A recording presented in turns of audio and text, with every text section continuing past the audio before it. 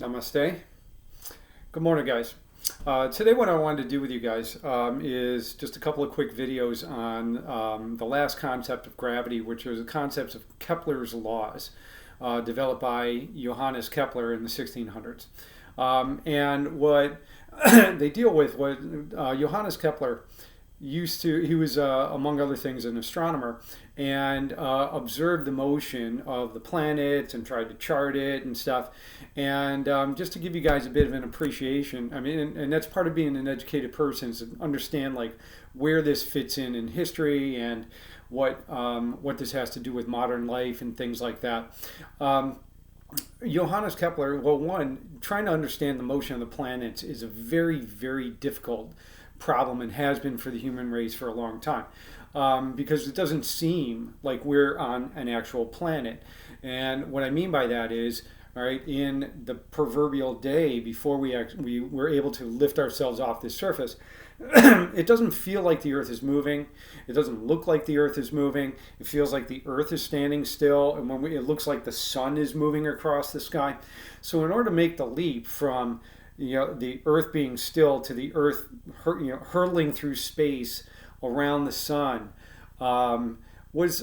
took a while. It took thousands of years and took lots of observation and was a pretty revolutionary stance when it was made.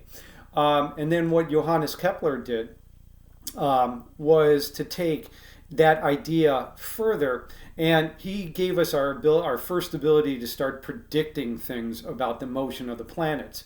And you're probably saying, like, where does this fit in, and who cares, and what does this have to do with my life or anything like that? Well, the reality is it has to do with your life, because Isaac Newton built on Kepler's work, and through Kepler's work, he developed his own theory of gravity and gave us the equation that you guys have been looking at, or Isaac Newton's theory of gravity. So one, Isaac Newton built upon Kepler, and two, where this fits in modern day life is not directly. You're not going to fly out into space off to Mars, not in the current year, but we may in the future. But actually, much more relevant than that is much of our communication technology rests on the fact that we can take equipment such as satellites and put them in orbit. And that is how one way that we can communicate with each other all around the world. All right, that's the way that our GPS system works and things like that. Which serves as a guidance system for aircraft and ships at sea and things and just even yourself when you're in your car and you don't know how to get somewhere, and the GPS tells you how to get somewhere. So that's kind of where this fits in, all right, in your life. All right, so that being said, let's go over Kepler's laws and what he kind of figured out. All right, and the first law is the law of ellipses. And I'm probably going to spell that wrong. It's two L's. And what the law of ellipses say is that the planets in their orbits around the sun, they don't travel in circles like we thought they did. Right? Kepler figured out that they actually travel in an ellipse. So, and an ellipse is kind of a flattened circle. Whereas a circle has a center, an ellipse has two foci, okay? And the further apart these foci are, the flatter the circle is, or the longer the ellipse is. The closer they are together, the more circular it becomes, until if you put them directly on top of each other, you would actually have a perfect circle. And so what he figured out is that the planets actually travel in ellipses, all right, with the sun at one of the foci of the ellipses, or of the ellipse. Okay, so what that does mean is that the Earth is traveling. Sometimes the Earth is farther away from the sun, sometimes it's closer.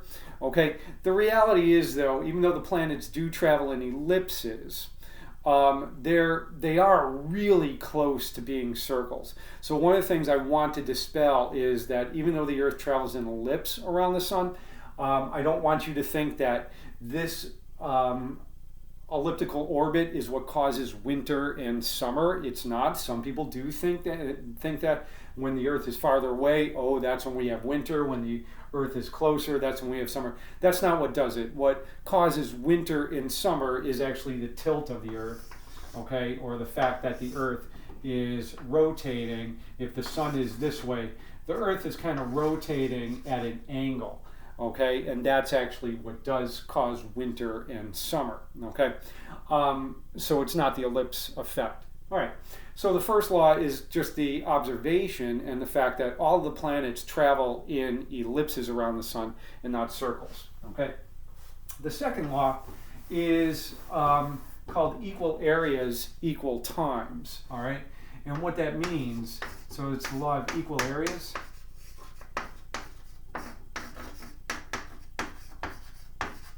And equal times. And what that means, what Kepler figured out, is that as the Earth is going around the sun in its elliptical orbit, so if this is the sun, when the Earth is, or any planet, is farther away, it actually moves slower. So when the planet is farther away from the sun, it's moving slower. As it gets closer to the sun, it starts to move faster and then kind of shoots out a little bit, slow, slow, slow, faster, slower, and so on. And what that means is if you take any length of time in the orbit of, let's say, 1 month, okay? So here's the Earth at the beginning of January, January 1st, and let's say here's the Earth, okay, in February, so here's January, here's February, so the Earth is moving a little bit. And if you were to trace out, an area swept out by the displacement vector, okay, of the from the sun to the Earth, this vector would sweep out a certain area. Okay. Now, if you look at the Earth sometime later, let's look at 2 other months. So let's say that over here, this is June. Okay. And then let's look at another month, and then let's say this is July. Because the Earth would be moving faster as it's closer to the sun, it would sweep out more of an arc. Now, its displacement vector would be shorter because it's closer. But if you were to take this section of arc and fill all that in and find out what that area is, all right, this area would be exactly the same as this area right there, except obviously when it's moving slower, that area is more elongated and kind of thinner, and then when it's moving faster, it's shorter but wider. But the area in the same amount of time, 1 month of time, over on this side of the sun would be traced out to be the same as the area over on this side of the sun where it's moving slower. And that's what Kepler found out, and that's what's known as the law of equal areas, equal times, okay?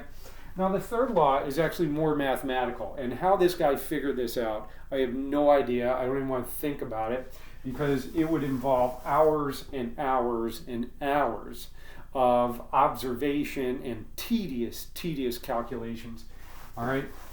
And that's called the law of harmonies.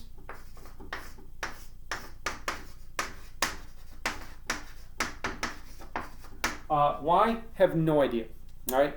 But what it relates is the time it takes a planet to go around the sun, or its period, given the variable uppercase t, versus its average radius around the sun. Obviously, since sometimes the planet is farther away, sometimes it's closer, it doesn't have a constant radius, but you could average the radii together to get an average distance from the sun.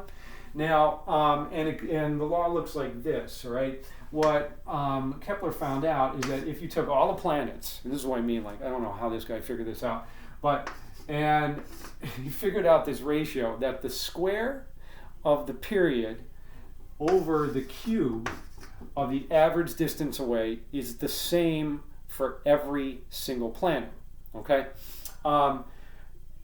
Again, whatever, but he figured this out, and it's true, okay? So let me give you an example of this, because I'm going to give you some problems to do using this, this particular ratio and relationship, okay?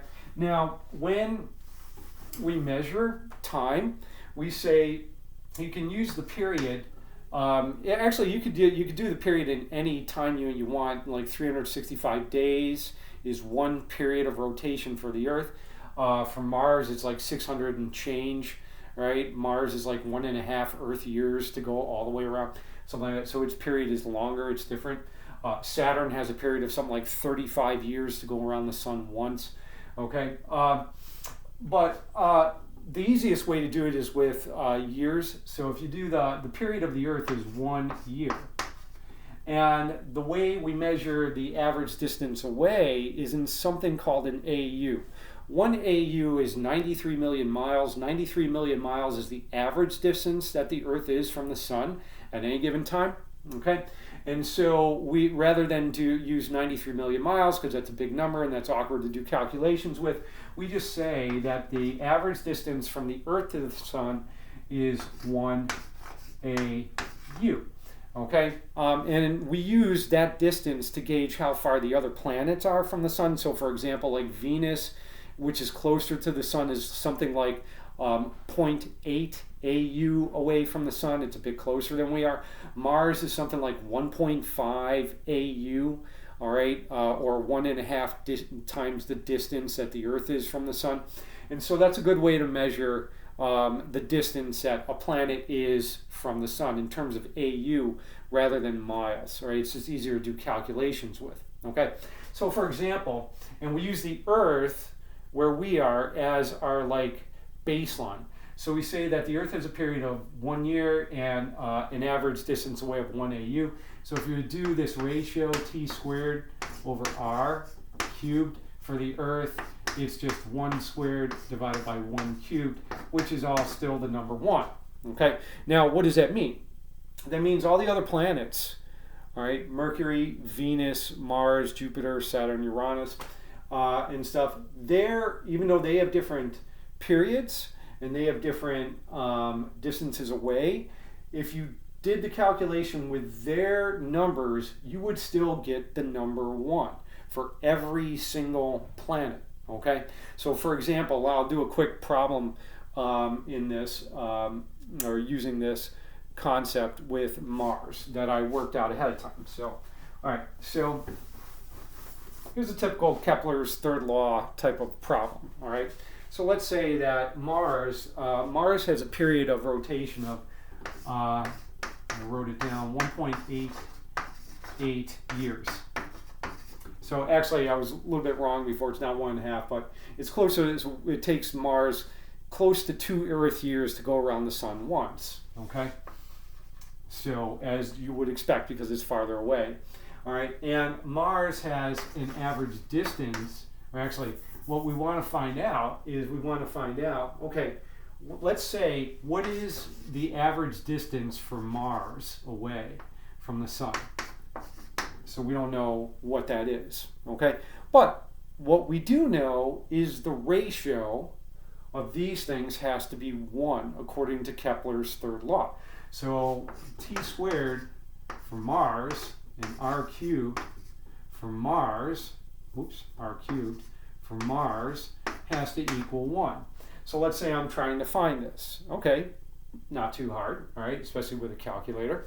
All right, and so if I were to solve for r cubed is equal to t squared for Mars divided by 1, all right, which is just t squared. What does that mean? That means r for Mars, the average distance away from Mars, would be equal to the cubed root of the period for Mars squared. Okay, fine.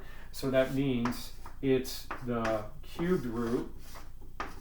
All right, and actually, the easiest way to do this, I just went on Google and I just did a quick Google search for cubed root calculator. It was just the easiest thing to do. I just opened up another tab, cubed root calculator. One came up on Google very quickly, and I just plugged in the numbers. All right, quickly. So anyway, so it's 1.88.